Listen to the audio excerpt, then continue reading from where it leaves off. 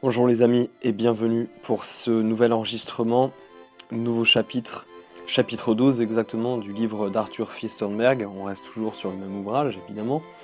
Et ce 12e chapitre concerne la transformation du diabète. Chapitre passionnant, n'hésitez pas à le transmettre à vos proches, à vos connaissances qui sont atteints de diabète. Cela pourra sans doute amener un élément de compréhension vis-à-vis de ce dysfonctionnement qui les atteint. Alors, c'est parti, petit bloc-notes si vous en avez envie, installez-vous confortablement. Chapitre 12, la transformation du diabète. En 1859, à l'âge de 12 ans, le fils d'un marchand de bois et de céréales de Port Huron, dans le Michigan, a tendu une ligne télégraphique d'1,5 km entre sa maison et celle d'un ami, mettant les deux en communication électrique. À partir de ce jour, Thomas Alva Edison a été familiarisé avec les forces mystérieuses de l'électricité. Il a travaillé comme télégraphiste itinérant à l'âge de 15 ans jusqu'à ce qu'il se mette à son compte à Boston à 21 ans, fournissant un service télégraphique par ligne privée pour des entreprises de la ville. Il faisait courir les fils depuis les bureaux du centre-ville, le long des toits des maisons et des immeubles, jusqu'aux usines et aux entrepôts de la périphérie de la ville. À 29 ans, lorsqu'il déménagea son laboratoire dans un petit hameau du New Jersey, il avait apporté des améliorations à la technologie télégraphique et s'employait à perfectionner le téléphone nouvellement inventé. Le magicien de Menlo Park est devenu célèbre dans le monde entier en 1878 grâce à son invention du phonographe. Il s'est alors fixé une tâche beaucoup plus ambitieuse. Il rêvait d'éclairer les maisons des citoyens à l'électricité et de remplacer l'industrie de l'éclairage au gaz qui représentait 150 millions de dollars par an. Il avait déjà inventé l'ampoule électrique, des dynamos qui produisaient de l'électricité à tension constante et un système de distribution de l'électricité dans des circuits en parallèle. En novembre 1882, il a breveté le système de distribution à 3 fils que nous utilisons tous encore aujourd'hui. À peu près à cette époque, Edison a développé une maladie rare connue sous le nom de diabète. Un autre jeune homme, ayant grandi en Écosse, enseignait l'élocution dans une école de Bath en 1866, lorsqu'il a branché un système télégraphique fait maison entre sa maison et celle d'un voisin. 5 ans plus tard, il s'est retrouvé à enseigner le langage des sourds à Boston, où il était également professeur d'élocution à l'université. Mais il n'a pas renoncé à sa passion de toujours pour l'électricité. Un jour, un de ses étudiants sourds, dans la famille duquel il était pensionnaire, a jeté un coup d'œil dans sa chambre. J'ai trouvé le sol, les chaises, la table et même la commode couverts de fils, de batteries, de bobines, de boîtes à cigares et d'une masse indescriptible d'équipements divers, se souviendra-t-il bien des années plus tard. En 1876, après avoir breveté un certain nombre d'améliorations du télégraphe, Alexander Graham Bell inventa le téléphone, acquérant ainsi une renommée mondiale avant l'âge de 30 ans. Ses interminables problèmes de santé, graves maux de tête, insomnie, douleurs sciatiques, essoufflement, douleurs thoraciques, arythmie cardiaque et sensibilité anormale à la lumière datent de ses premières expériences avec l'électricité à Bath. En 1915, on lui a également diagnostiqué un diabète. Pour que l'auteur de ce livre se fasse une idée de la rareté du diabète, il a cherché dans les livres anciens de sa bibliothèque médicale. Arthur Firstenberg a d'abord consulté les ouvrages de Robert Witt, un médecin écossais du début et du milieu du XVIIIe siècle. Il n'a pas trouvé de mention du diabète dans ce volume de 750 pages. Le médecin américain John Brown, à la fin du XVIIIe siècle, a consacré 2 paragraphes à ce trouble dans son ouvrage Elements of Medicine. Dans les travaux de Thomas Sydenham, qui exerçait au XVIIe siècle et qui est connu comme le père de la médecine anglaise, Arthur Firstenberg a trouvé une seule page sur le diabète. Elle donne une description sommaire de la maladie, recommande un régime entièrement à base de viande et prescrit un remède à base de plantes. Arthur Firstenberg a ouvert l'ouvrage de 500 pages de Benjamin Ward Richardson, Diseases of Modern Life, publié à New York en 1876, à une époque où Edison et Bell expérimentaient intensivement l'électricité. 4 pages étaient consacrées au diabète. Richardson considérait qu'il s'agissait d'une maladie moderne causée par l'épuisement dû au surménage mental ou par un choc quelconque sur le système nerveux. Mais cette maladie était encore rare. L'auteur de ce livre a ensuite consulté sa Bible des maladies du XIXe siècle, le Handbook of Geographical and Historical Pathology, publié par étapes entre 1881 et 1886 en allemand et en anglais. Dans cet énorme ouvrage scientifique en 3 volumes, August Hirsch a compilé l'histoire des maladies connues, ainsi que leur prévalence et leur répartition dans le monde. Hirsch a consacré 6 pages au diabète, notant surtout qu'il était rare et que peu d'informations étaient disponibles à son sujet. Dans la Grèce antique, écrit-il, au IVe siècle avant Jésus-Christ, Hippocrate ne l'a jamais mentionné. Au IIe siècle après Jésus-Christ, Galien, un médecin d'origine grecque exerçant à Rome, a consacré quelques passages au diabète, mais a déclaré qu'il n'avait lui-même vu que 2 cas. Le premier livre sur le diabète avait été écrit en 1798, mais son auteur, l'anglais John Rollo, n'en avait lui-même vu que 3 cas au cours de ses 23 années d'exercice de la médecine. Les statistiques que Hirsch a recueillies dans le monde lui ont confirmé que cette maladie est l'une des plus rares. Chaque année, environ 16 personnes en meurent à Philadelphie, 3 à Bruxelles, 30 à Berlin et 550 dans toute l'Angleterre. Des cas occasionnels ont été signalés en Turquie, en Égypte, au Maroc, au Mexique, à Ceylan et dans certaines régions de l'Inde. Mais un correspondant de Saint-Pétersbourg n'avait pas vu un seul cas depuis 6 ans. Les praticiens de la Sénégambie et de la côte guinéenne n'en avaient jamais vu et il n'y avait aucune trace de cas en Chine, au Japon, en Australie, dans les îles du Pacifique, en Amérique centrale, aux Antilles, en Guyane ou au Pérou. Un des interlocuteurs n'avait jamais vu de cas de diabète au cours d'une pratique de plusieurs années à Rio de Janeiro. Comment alors le diabète en est-il venu à être l'un des principaux tueurs de l'humanité? Dans le monde d'aujourd'hui, comme nous le verrons, limiter sa consommation de sucre joue un rôle important dans la prévention et le contrôle de cette maladie. Mais comme nous le verrons également, imputer la hausse du diabète au sucre alimentaire est aussi peu satisfaisant que d'imputer la hausse des maladies cardiaques aux graisses alimentaires. En 1976, Arthur Firstenberg vivait à Albuquerque lorsqu'un ami lui a remis un livre récemment publié qui a changé sa façon de manger et de boire. William Dufty, l'auteur de Sugar Blues, avait bien fait son devoir. Il avait convaincu l'auteur que la substance la plus addictive qui sapait la santé des masses, et ce depuis des siècles, n'était pas l'alcool, ni le tabac, l'opium ou la marijuana, mais le sucre. Il a en outre imputé 4 siècles de traite des esclaves africains en grande partie à la nécessité de satisfaire une habitude de consommation de sucre acquise par les croisés au XIIe et XIIIe siècle. Les Européens, a-t-il dit, avaient arraché à l'Empire arabe le contrôle du commerce mondial du sucre et avaient besoin d'une main-d'œuvre constante pour entretenir leur plantation de sucre. Son affirmation selon laquelle le sucre était plus enivrant que la bière ou le vin et plus puissant que de nombreuses drogues était étayée par un récit divertissant qu'il narrait à propos de ses propres maladies déroutantes et de ses efforts héroïques pour se défaire de la dépendance au sucre, ce qui a finalement réussi. Des migraines, des fièvres mystérieuses, des gencives qui saignent, des hémorroïdes, des éruptions cutanées, une tendance à prendre du poids, une fatigue chronique et un assortiment impressionnant de maux et de douleurs qui le tourmentaient depuis 15 ans ont disparu en 24 heures, dit-il, et ne sont pas revenus. William Dufty, l'auteur du livre Sugar Blues, a également expliqué pourquoi le sucre provoque le diabète. Nos cellules, en particulier nos cellules cérébrales, tirent leur énergie d'un apport régulier d'un sucre élémentaire appelé glucose, le produit final de la digestion des glucides que nous mangeons.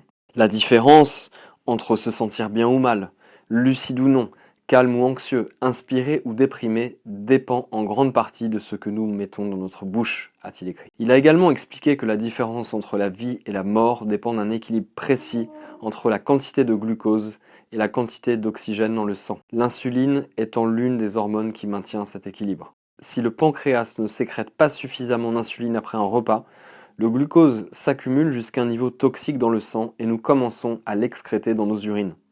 Si trop d'insuline est produite, le taux de glucose dans le sang chute dangereusement. Le problème du sucre pur, écrit Dufty, est qu'il n'a pas besoin d'être digéré et qu'il est absorbé dans le sang beaucoup trop rapidement. La consommation d'hydrates de carbone, donc de glucides, de graisses et de protéines complexes exige que le pancréas sécrète un ensemble d'enzymes digestives dans l'intestin grêle afin que ces aliments puissent être décomposés. Cela prend du temps. Le taux de glucose dans le sang augmente progressivement. Cependant, lorsque nous mangeons du sucre raffiné, il se transforme presque immédiatement en glucose et passe directement dans le sang, explique M. Dufty, où le niveau de glucose a déjà été défini en équilibre précis avec l'oxygène. Le taux de glucose dans le sang est ainsi considérablement augmenté. L'équilibre est rompu. L'organisme est en crise, écrit-il. Un an après avoir lu ce livre, Arthur Firstenberg a décidé de poser sa candidature à l'école de médecine et il a dû d'abord suivre des cours de base qu'il n'avait pas suivis à l'université de biologie ni en chimie. Son professeur de biochimie à l'université de Californie à San Diego a essentiellement confirmé ce qu'il avait appris en lisant Sugar Blues. Nous avons évolué, lui dit son professeur, en mangeant des aliments comme les pommes de terre qui doivent être digérés progressivement. Le pancréas sécrète automatiquement de l'insuline à un rythme qui correspond exactement à la vitesse à laquelle le glucose, sur une période de temps considérable après un repas, pénètre dans la circulation sanguine. Bien que ce mécanisme fonctionne parfaitement si vous mangez de la viande, des pommes de terre et des légumes, un repas contenant du sucre raffiné crée une perturbation. La totalité de la charge de sucre entre dans le sang en une seule fois. Le pancréas, lui, n'a pas appris à détecter le sucre raffiné et pense que vous venez de manger un repas contenant une énorme quantité de pommes de terre. Beaucoup plus de glucose va donc encore arriver. Le pancréas fabrique alors une quantité d'insuline capable de faire face à un repas énorme. Cette réaction excessive du pancréas entraîne un taux de glucose sanguin trop faible, ce qui affame le cerveau et les muscles, une condition connue sous le nom d'hypoglycémie. Après des années d'une telle surstimulation, le pancréas peut s'épuiser et cesser de produire suffisamment d'insuline ou n'en produire plus du tout. Cette condition est appelée diabète et exige que la personne prenne de l'insuline ou d'autres médicaments pour maintenir son équilibre énergétique et rester en vie. Nombreux sont ceux, outre Dufty, qui ont souligné qu'une augmentation extraordinaire de la consommation de sucre a accompagné la hausse tout aussi extraordinaire des taux de diabète au cours des 2 derniers siècles. Il y a près d'un siècle, le docteur Elliot Joslin, le fondateur du Joslin Diabetes Center de Boston, a publié des statistiques montrant que la consommation annuelle de sucre par personne aux États-Unis avait été multipliée par 8 entre 1800 et 1917. Mais il manque une pièce importante à ce modèle concernant le diabète. Il nous enseigne comment éviter de contracter le diabète au XXIe siècle. Ne pas manger d'aliments hautement raffinés, en particulier du sucre. Mais il n'explique absolument pas la terrible prévalence du diabète à notre époque. Sucre ou pas, le diabète était autrefois une maladie d'une rareté déconcertante. La grande majorité des êtres humains étaient autrefois capables de digérer et de métaboliser de grandes quantités de sucre pur sans l'éliminer dans leur urine et sans épuiser leur pancréas. Même Joslin, dont l'expérience clinique l'a conduit à suspecter le sucre comme cause du diabète, a souligné que la consommation de sucre aux États-Unis n'avait augmenté que de 17% entre 1900 et 1917, période durant laquelle le taux de mortalité dû au diabète avait presque doublé. Et il a sous-estimé la consommation de sucre au XIXe siècle, car ces statistiques ne concernaient que le sucre raffiné. Elles n'incluaient pas le sirop d'érable, le miel, le sirop de sorgho, le sirop de canne et surtout la mélasse. La mélasse était moins chère que le sucre raffiné et jusqu'en 1850 environ, les Américains en consommaient plus que du sucre raffiné. Un graphique dans le livre montre la consommation réelle du sucre au cours des 2 derniers siècles, y compris la teneur en sucre des sirops et des mélasses, et il ne concorde pas avec le modèle alimentaire de cette maladie. En fait, la consommation de sucre par habitant n'a pas du tout augmenté entre 1922 et 1984, et pourtant les taux de diabète ont décuplé. L'histoire de 3 communautés situées à l'autre bout du monde montre clairement que le régime alimentaire n'est pas à lui seul responsable de la pandémie moderne du diabète. L'une d'entre elles présente les taux de diabète les plus élevés au monde aujourd'hui. La deuxième est la plus grande consommatrice de sucre au monde. Et la troisième, que j'examinerai en détail, est le pays le plus récemment électrifié au monde. Commençons par les Indiens d'Amérique. L'enfant qui figure sur l'affiche de l'histoire du diabète est censé être un Amérindien. Selon l'Association américaine du diabète, les gens d'aujourd'hui mangent trop et ne font pas assez d'exercice pour brûler toutes les calories. Ceci provoque l'obésité, dont on pense qu'elle est la cause réelle de la plupart des diabètes. Les Amérindiens, selon l'histoire, sont génétiquement prédisposés au diabète et cette prédisposition a été déclenchée par le mode de vie sédentaire qui leur a été imposé lorsqu'ils ont été cantonnés dans des réserves, ainsi que par un régime alimentaire malsain contenant de grandes quantités de farine blanche, de graisse et de sucre qui ont remplacé les aliments traditionnels. Et de fait, aujourd'hui, les Indiens de la plupart des réserves des États-Unis et du Canada ont des taux de diabète qui sont les plus élevés au monde.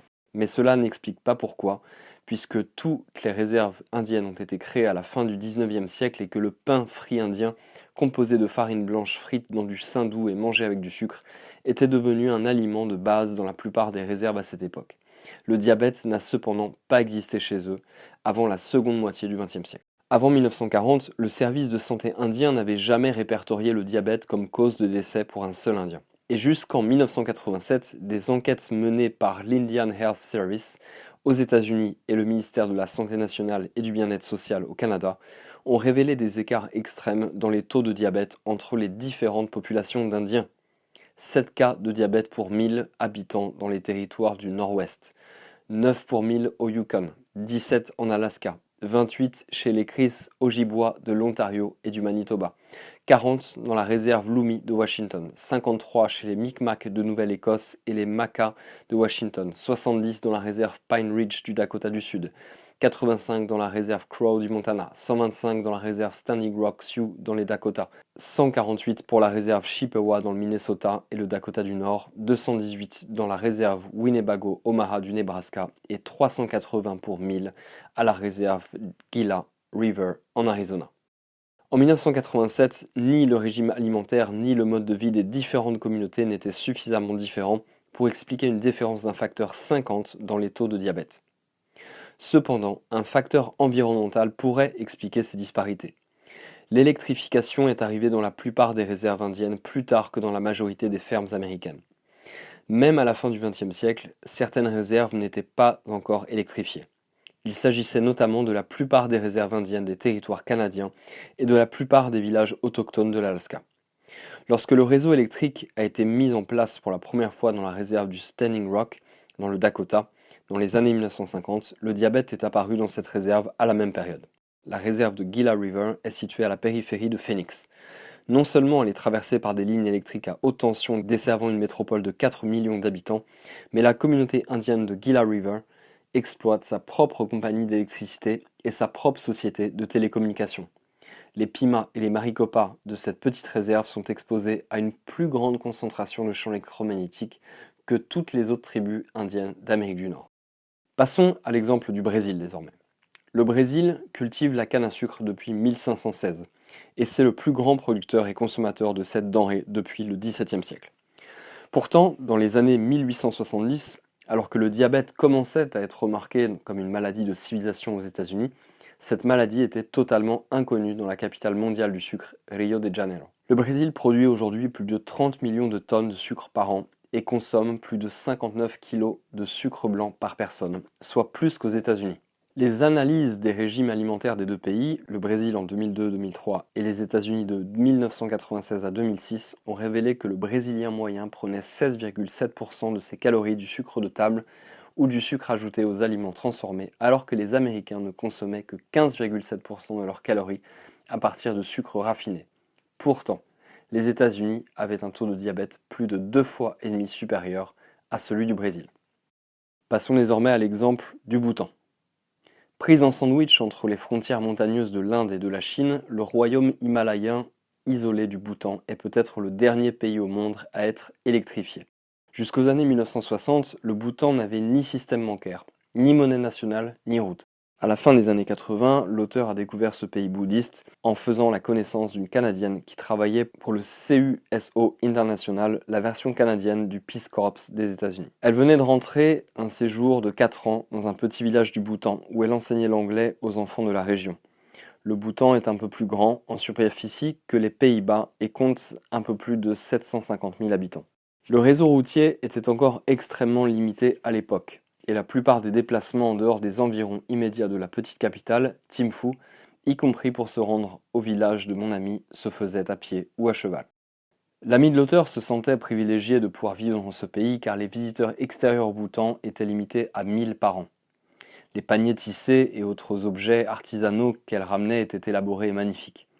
La technologie était inconnue car il n'y avait pas du tout d'électricité dans la plus grande partie du pays.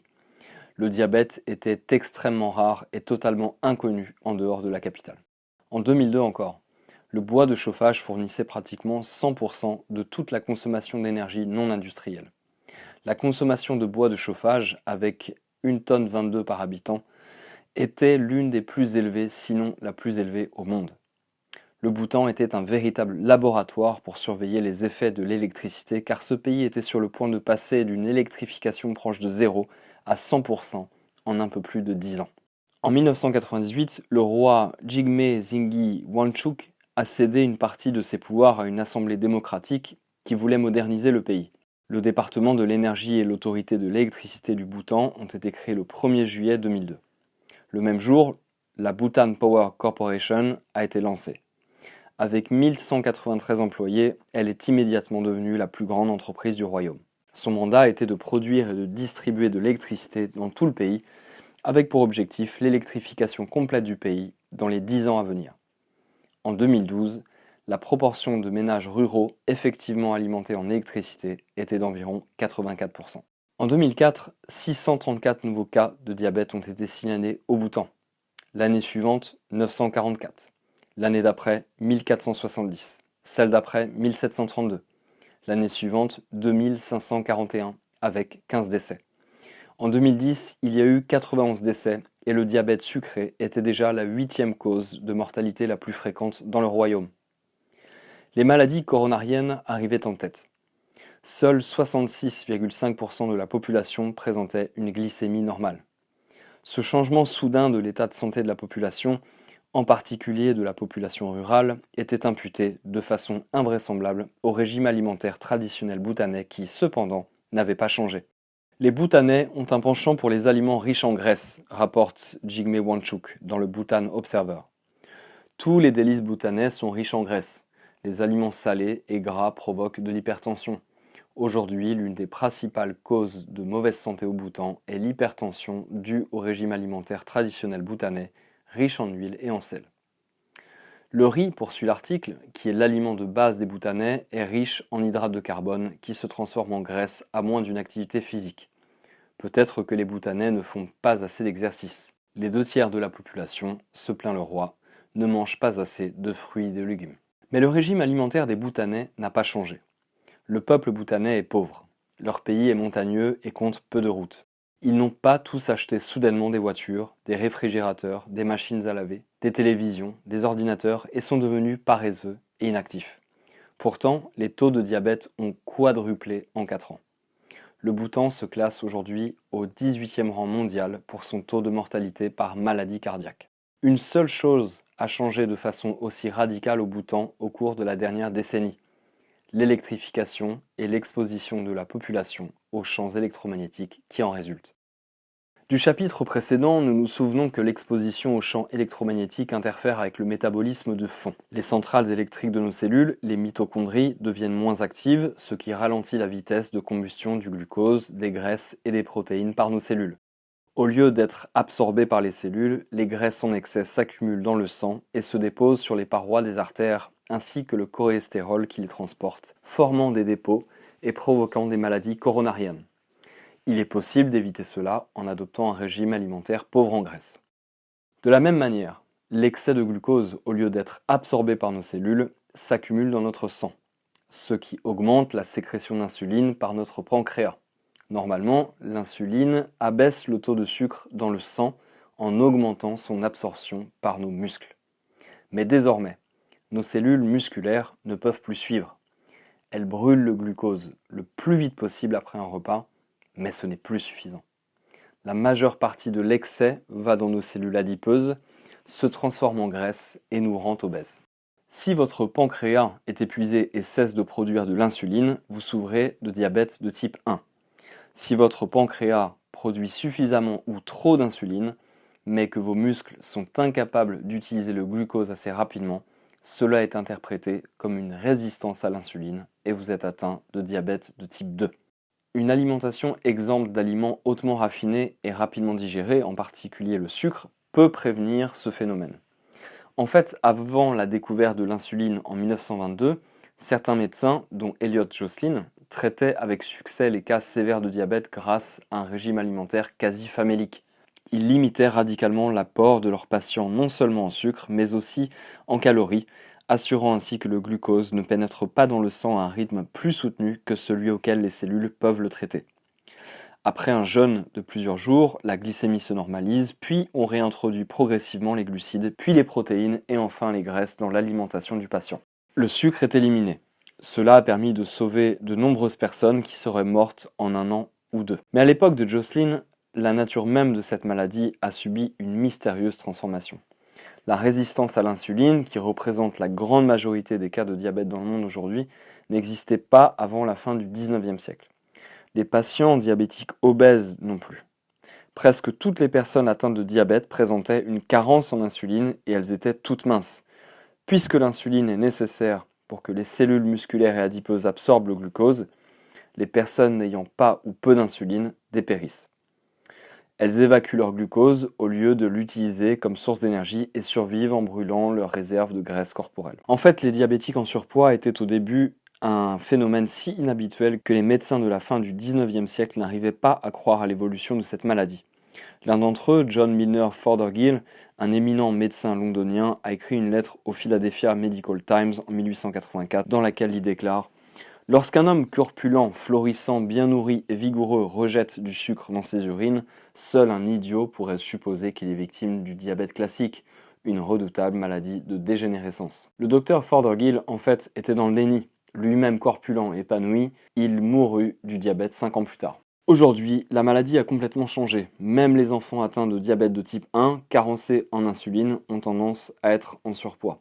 Ils sont en surpoids avant de devenir diabétiques en raison de la capacité réduite de leurs cellules à métaboliser les graisses. Ils sont en surpoids après être devenus diabétiques car l'insuline qu'ils prennent à vie fait que leurs cellules adipeuses absorbent beaucoup plus de glucose et le stockent sous forme de graisse. Le diabète est aussi un trouble du métabolisme des graisses. Aujourd'hui, tout sang prélevé chez un patient est envoyé directement à un laboratoire pour être analysé. Le médecin ne l'examine que rarement. Mais il y a 100 ans, la qualité et la consistance du sang étaient des guides précieux pour le diagnostic. Les médecins savaient que le diabète impliquait une incapacité à métaboliser non seulement le sucre, mais aussi les graisses, car le sang prélevé de la veine d'un diabétique était laiteux, et lorsqu'on le laissait reposer, une épaisse couche de crème flottait invariablement à la surface. Dans les premières années du XXe siècle, lorsque le diabète est devenu épidémique et qu'il n'était pas encore maîtrisable grâce à des médicaments, il n'était pas rare que le sang d'un diabétique contienne 15 à 20% de graisse. Jocelyn a même découvert que le cholestérol sanguin était une mesure plus fiable de la gravité de la maladie que le sucre dans le sang. Il était en désaccord avec ceux de ses contemporains qui traitaient le diabète avec un régime pauvre en glucides et riche en lipides. L'importance de la modification du régime pour inclure le contrôle de la graisse est évidente, a-t-il écrit. Il a lancé un avertissement approprié non seulement pour ses contemporains, mais également concernant l'avenir. Lorsque la graisse cesse d'être métabolisée de manière normale, aucune preuve évidente ne le montre, le patient et le médecin continuent en toute innocence d'ignorer l'existence du problème et la graisse est donc souvent un plus grand danger pour un diabétique que les glucides, a-t-il aussi écrit. L'échec du métabolisme des glucides combiné avec celui des lipides est le signe d'une respiration déséquilibrée dans les mitochondries et ces dernières, comme nous l'avons vu, sont perturbées par les champs électromagnétiques. Sous l'influence de ces champs, l'activité des enzymes respiratoires est plus lente. Après un repas, les cellules ne peuvent pas oxyder les produits de transformation des protéines, des graisses et des sucres que nous mangeons aussi vite que le sang nous les fournit. L'offre dépasse la demande. Des recherches récentes ont montré exactement comment cela se passe. Le glucose et les acides gras, a suggéré le biochimiste Philip Randall de l'université de Cambridge en 1963, se font concurrence pour la production d'énergie. Cette concurrence mutuelle, dit-il, fonctionne indépendamment de l'insuline pour réguler les niveaux de glucose dans le sang. En d'autres termes, un taux élevé d'acides gras dans le sang inhibe le métabolisme du glucose et vice-versa. Des preuves sont venues presque immédiatement le confirmer. Jean-Pierre Felbé et Alfredo Vanotti de l'université de Lausanne ont effectué un test de tolérance au glucose sur 5 volontaires sains, puis un autre quelques jours plus tard alors qu'ils recevaient une perfusion intraveineuse de lipides. Chaque personne a répondu au deuxième test comme si elle était résistante à l'insuline. Bien que leur taux d'insuline soit resté le même, ils étaient incapables de métaboliser le glucose aussi facilement en présence de taux élevés d'acides gras dans leur sang, en concurrence pour les mêmes enzymes respiratoires. Ces expériences étaient faciles à répéter et des preuves irréfutables ont confirmé le concept du cycle glucose-acide gras. Certains éléments ont également étayé l'idée que non seulement les graisses, mais aussi les acides aminés étaient en concurrence avec le glucose pour la respiration cellulaire. Randall n'avait pas pensé en termes de mitochondries et encore moins à ce qui pourrait arriver si un facteur environnemental restreignait la capacité des enzymes respiratoires à travailler. Mais au cours des 15 dernières années, certains chercheurs sur le diabète ont finalement commencé à se concentrer sur la fonction mitochondriale. Rappelez-vous, Notre alimentation contient trois principaux types de nutriments: protéines, graisses et hydrates de carbone, qui sont décomposés en substances plus simples avant d'être absorbés par notre sang. Les protéines deviennent des acides aminés, les graisses deviennent des triglycérides et des acides gras libres, les glucides deviennent du glucose. Une partie d'entre eux est utilisée pour la croissance et la réparation, devenant partie intégrante de la structure de notre corps. Le reste est brûlé par nos cellules pour produire de l'énergie. Dans nos cellules, à l'intérieur de minuscules corps appelés mitochondries, les acides aminés, les acides gras et le glucose sont tous transformés en produits chimiques encore plus élémentaires qui alimentent un laboratoire cellulaire commun appelé le cycle de Krebs, qui les décompose pour qu'ils puissent se combiner avec l'oxygène que nous respirons pour produire du dioxyde de carbone, de l'eau et de l'énergie. Le dernier composant de ce processus de combustion, la chaîne de transport des électrons, reçoit des électrons du cycle de Krebs et les délivre, un à la fois, aux molécules d'oxygène. Si la vitesse de ces électrons est modifiée par des champs électromagnétiques externes, comme le suggèrent Blank et Goodman, ou si le fonctionnement de l'un des acteurs de la chaîne de transport des électrons est altéré d'une quelconque manière, la combustion finale de nos aliments est compromise. Les protéines, les graisses et les glucides commencent à se concurrencer et à refluer dans le sang. Les graisses sont déposées dans les artères, le glucose est excrété dans l'urine, le cerveau, le cœur, les muscles et les organes sont privés d'oxygène, la vie ralentit et se détériore. Ce qui a été découvert dans le courant des années 90, au travers de plusieurs expériences, c'est que le métabolisme cellulaire est réduit à tous les niveaux. Les enzymes qui décomposent les graisses et les introduisent dans le cycle de Krebs sont altérées. Les enzymes du cycle de Krebs lui-même, qui reçoivent les produits de dégradation des graisses, des sucres et des protéines, sont altérées. La chaîne de transport des électrons est altérée. Les mitochondries sont plus petites et en nombre réduit. La consommation d'oxygène par le patient pendant l'exercice est réduite. Plus l'insulinorésistance est grave, c'est-à-dire plus le diabète est grave, plus les réductions de toutes ces mesures de la capacité respiratoire cellulaire sont importantes. En juin 2010, Marie-Elizabeth Paty, professeure à la Harvard Medical School et chercheuse au Joslin Diabetes Center, et Sylvia Corvera, professeure à l'University of Massachusetts Medical School à Worcester, ont publié une revue complète des recherches existantes sur le rôle des mitochondries dans le diabète. Elles ont été forcées de conclure qu'un défaut de respiration cellulaire pourrait être le problème fondamental à l'origine de cette épidémie moderne. En raison de l'incapacité des mitochondries à s'adapter aux demandes oxydatives cellulaires élevées, écrivent-ils, un cercle vicieux de résistance à l'insuline et de faible sécrétion d'insuline peut être initié. Mais elle n'était pas prête à passer à l'étape suivante. Aucun chercheur sur le diabète ne cherche aujourd'hui la cause environnementale de cette incapacité d'adaptation des mitochondries de tant de personnes. Il continue, malgré les preuves qui le réfutent, à attribuer cette maladie à une mauvaise alimentation, au manque d'exercice et à la génétique. Et ce, malgré le fait que, comme l'a noté Dan Hurley dans son livre Diabetes Rising en 2011, la génétique humaine n'a pas changé. Ni le régime alimentaire, ni l'exercice, ni les médicaments n'ont mis un frein à l'escalade de cette maladie au cours des 90 ans qui ont suivi la découverte de l'insuline. En 1917, alors que Joslin publiait la deuxième édition de son livre sur le diabète, les ondes radio étaient massivement déployées sur et hors du champ de bataille au service de la guerre. À ce moment-là, comme nous l'avons vu au chapitre 8, les ondes radio se sont ajoutées au réseau électrique comme source principale de pollution électromagnétique sur cette planète. Leur contribution n'a cessé de croître jusqu'à aujourd'hui. Lorsque la radio, la télévision, les radars, les ordinateurs, avec le Wi-Fi notons-le, les téléphones portables, les satellites et des millions d'antennes relais ont fait des ondes radio la source de loin prédominante des champs électromagnétiques baignant les cellules vivantes. Les effets des ondes radio sur la glycémie sont extrêmement bien documentés. Cependant, aucune de ces recherches n'a été effectuée aux États-Unis ou en Europe. Les autorités médicales occidentales peuvent prétendre que cela n'existe pas parce que la plupart des publications sont publiées en tchèque, en polonais, en russe et en d'autres langues slaves et n'ont pas été traduites dans les langues familières. Mais certains, comme l'armée américaine, dans des documents qui n'ont pas été largement diffusés grâce à quelques conférences internationales, ont étudié la question. Pendant la guerre froide, de la fin des années 1950 aux années 1980, l'armée de terre, la marine et l'armée de l'air des États-Unis ont développé et construit des stations radars d'alerte avancées, extrêmement puissantes pour se protéger contre la probabilité d'une attaque nucléaire. Afin de surveiller les espaces aériens entourant les États-Unis, ces stations devaient surveiller tout le littoral et les frontières avec le Mexique et le Canada. Cela signifiait que le long de la frontière américaine, une bande de plusieurs centaines de kilomètres de large, et tous ceux qui y vivaient, allaient être continuellement bombardés d'ondes radio et à des niveaux de puissance sans précédent dans l'histoire de l'humanité. Les autorités militaires devaient examiner toutes les études en cours sur les effets de ces radiations sur la santé. En substance, ils voulaient savoir quels étaient les niveaux maximums de rayonnement avec lesquels ils pourraient s'en tirer en exposant la population américaine.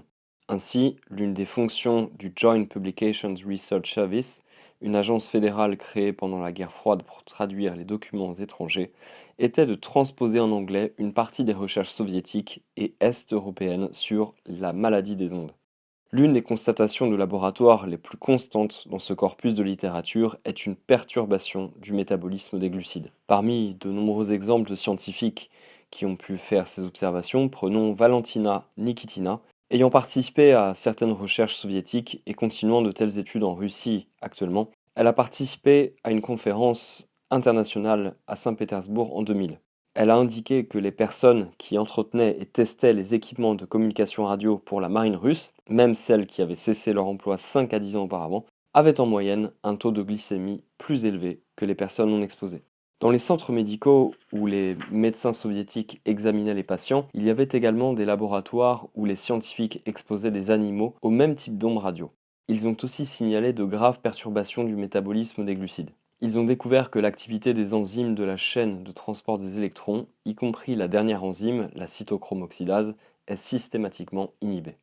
Cela perturbe l'oxydation des sucres, des graisses et des protéines. Pour compenser, le métabolisme anaérobie, qui n'utilise pas d'oxygène, augmente, l'acide lactique s'accumule dans les tissus et le foie est privé de ses réserves de glycogène riches en énergie. La consommation d'oxygène diminue. La courbe de glycémie est affectée et le taux de glucose à jeun augmente. L'organisme a besoin d'hydrates de carbone et les cellules manquent d'oxygène. S'il n'y a pas eu de tollé lorsque la plupart de ces informations étaient masquées par des alphabets étrangers, il devrait y en avoir un maintenant, car il est devenu possible de confirmer directement, chez l'homme, le degré de perturbation du métabolisme du glucose par les téléphones portables et les résultats de ces études sont publiés en anglais. Des chercheurs finlandais ont rapporté leurs conclusions alarmantes dans le Journal of Cerebral Blood Flow and Metabolism en 2011. Et plus récemment encore, des chercheurs de Kaiser Permanente à Oakland en Californie ont confirmé que les champs électromagnétiques provoquent l'obésité chez les enfants. Comme pour les maladies cardiaques, la mortalité rurale due au diabète dans les années 1930 correspondait étroitement au taux d'électrification rurale et variait jusqu'à un facteur 10 entre les États les moins électrifiés et ceux les plus électrifiés. Grâce à des graphiques, le livre nous montre tout cela. En 1997, le nombre de cas de diabète a connu une hausse soudaine de 31% en un an à l'échelle nationale. Personne n'a pu expliquer pourquoi. Incidemment, c'est l'année où l'industrie des télécommunications a introduit en masse les téléphones portables digitaux aux États-Unis. Les premiers téléphones de ce type ont été mis en vente dans des dizaines de villes américaines pendant la période de Noël de 1996. La construction d'antennes relais a commencé dans ces villes en 1996, mais 1997 a été l'année où des bataillons d'antennes relais, auparavant confinés dans les métropoles, ont envahi les paysages ruraux pour occuper des territoires jusqu'à-là vierges. C'est l'année où les téléphones portables sont passés du luxe pour les riches à la banalité pour les gens ordinaires. L'année où le rayonnement micro-ondes des antennes relais est devenu incontournable dans une grande partie des États-Unis. Les centres de contrôle des maladies, le CDC aux États-Unis, estiment qu'en plus des 21 millions d'adultes américains de plus de 20 ans ayant un diabète diagnostiqué, 8 millions ont un diabète non diagnostiqué et 86 millions ont un prédiabète. L'addition de ces chiffres donne la statistique choquante que 115 millions d'Américains, soit plus de la moitié de tous les adultes, ont un taux de sucre sanguin élevé. Dans le monde entier, on estime que plus de 180 millions d'adultes étaient atteints de diabète en 2000. En 2014, l'estimation était de 387 millions. Dans aucun pays du monde, le taux de diabétiques ou d'obèses ne diminue. Comme le diabète, l'obésité a suivi l'exposition aux champs électromagnétiques. Les premières statistiques officielles montrant un quart des adultes en surpoids aux États-Unis datent de 1960. Ce chiffre est resté inchangé pendant 20 ans. Le quatrième sondage, mené entre 1988 et 1991, a cependant révélé un fait alarmant. 14 millions d'Américains supplémentaires avaient grossi. Les auteurs de ce sondage, écrivant dans le Journal of the American Medical Association, ont relevé que des études menées à Hawaï et en Angleterre avaient constaté des augmentations similaires du surpoids au cours des années 1980 dans l'ensemble de la population pour les deux sexes et à tous les âges. Ils ont évoqué Les notions de diététique, les attitudes et les pratiques, les niveaux d'activité physique et peut-être les facteurs sociaux, démographiques et de comportement en matière de santé, fin de citation, qui pourraient avoir changé, sans toutefois en apporter la moindre preuve. En réponse, le médecin britannique Jeremiah Morris a souligné dans une lettre au British Medical Journal que le mode de vie moyen s'était amélioré pendant cette période et non pas détérioré. En Angleterre, les gens étaient plus nombreux que jamais à faire du vélo, de la marche, de la natation et de l'aérobic. La consommation alimentaire quotidienne moyenne, même en tenant compte des repas pris en dehors du foyer, a diminué de 20% entre 1970 et 1990. Cependant, en 1977, Apple avait commercialisé son premier ordinateur personnel et au cours des années 1980, la majorité des gens aux États-Unis et en Angleterre, que ce soit à la maison, au travail ou aux deux, ont été soudainement, et pour la première fois dans l'histoire, exposés à des champs électromagnétiques à haute fréquence de façon continue pendant des heures chaque jour.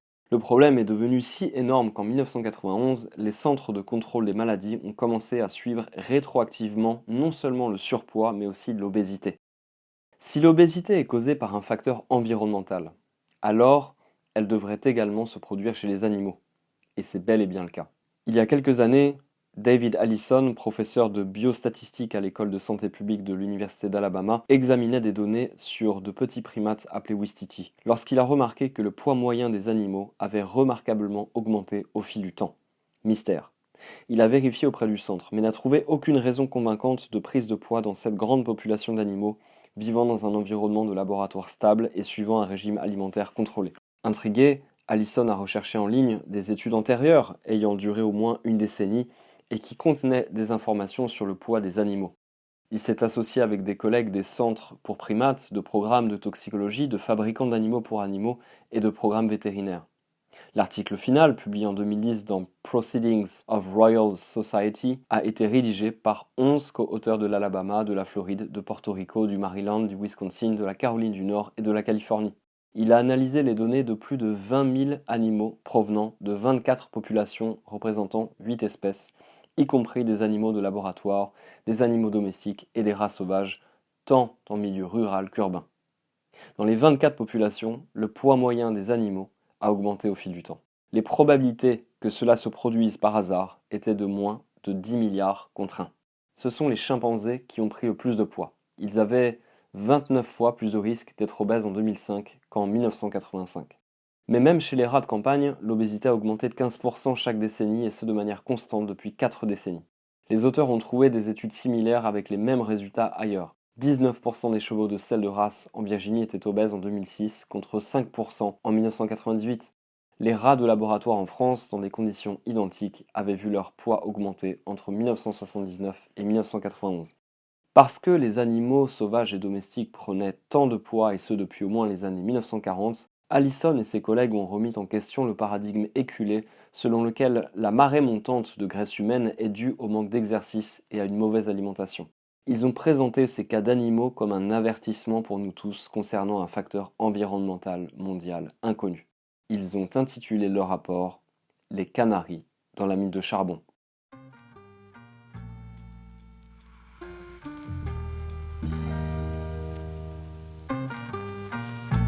Chers amis, voilà la fin de ce chapitre 12 concernant le diabète. Merci encore de votre fidélité.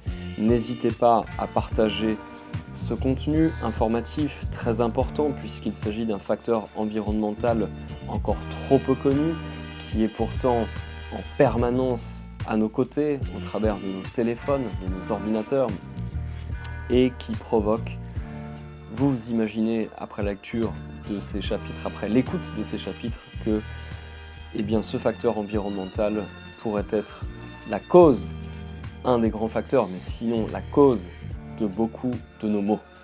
Je vous remercie, n'hésitez pas à commenter et liker s'il vous plaît pour faire remonter ce contenu informatif dans le système des algorithmes youtubesques. Je vous remercie et passez une bonne journée, une bonne soirée. Salut à tous.